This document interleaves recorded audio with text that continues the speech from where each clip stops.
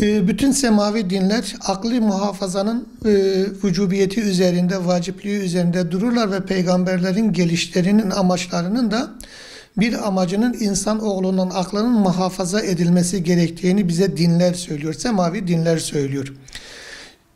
Alkolün uyuşturucu olduğunu, alkolün insanların beynini örttüğünü, insanların iradesini elinden aldığını sadece dinler bize söylemiyor. Aynı zamanda dinleri destekleyen bilim insanları ve bilim de bu işi bize kanıtlıyor ki alkol uyuşturucu bir maddedir. Beyni izale ediyor, beyni yok ediyor, insanların iradesini insanların elinden alıyor.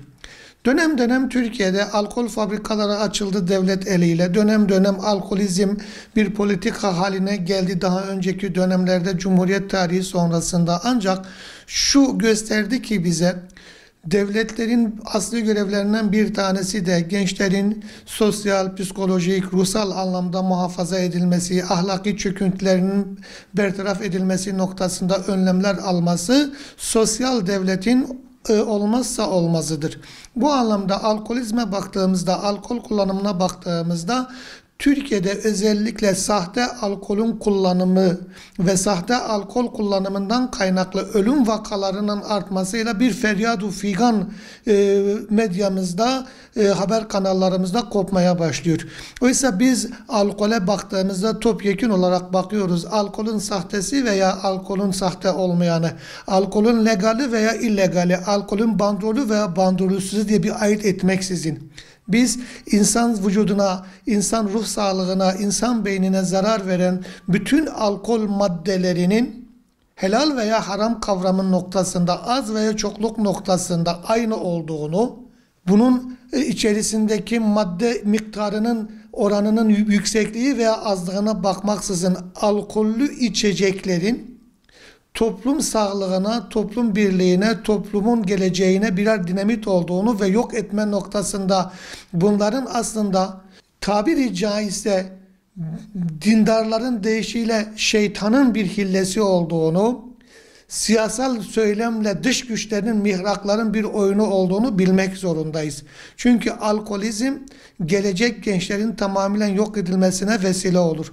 Alkolün kullanılmasında din fetva vermez. Alkolün sahte olması, sahte olmaması noktasında din bir fetva vermez. Biz de fetva dernek olarak biz de bu anlamda karşıyız ve biz devletimizin mülki erkanlarına şunu söylüyoruz, yetkilerimize şunu söylüyoruz.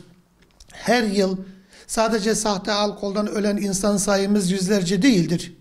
Her yıl alkol kullanıp trafik kazalarında masum insanların canına kasteden onlarca, yüzlerce, binlerce şoförümüz vardır. Her yıl alkol kullanıp yuvalarını yakan, yıkan, yuvalarını dağıtan binlerce insanımız vardır.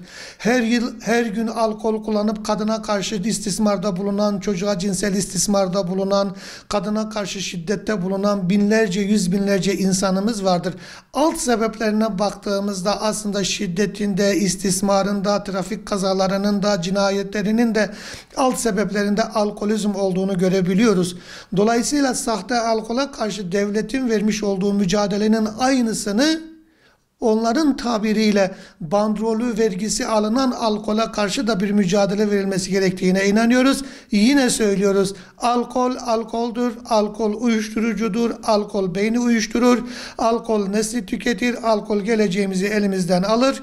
Bu anlamda biz sahtesini yenisiyle değiştirin, sahte içmektense yeni bandrolü alkolü için diyemeyiz. Biz net olarak şunu söylüyoruz ki kendinizi, ailenizi, toplumunuzu muhafaza etmek için her türlü uyuşturucu maddeden, her türlü alkolden, her türlü sigaradan, her türlü ahlaki yozlaştıran davranışlardan lütfen kendimizi muhafaza edelim diyoruz.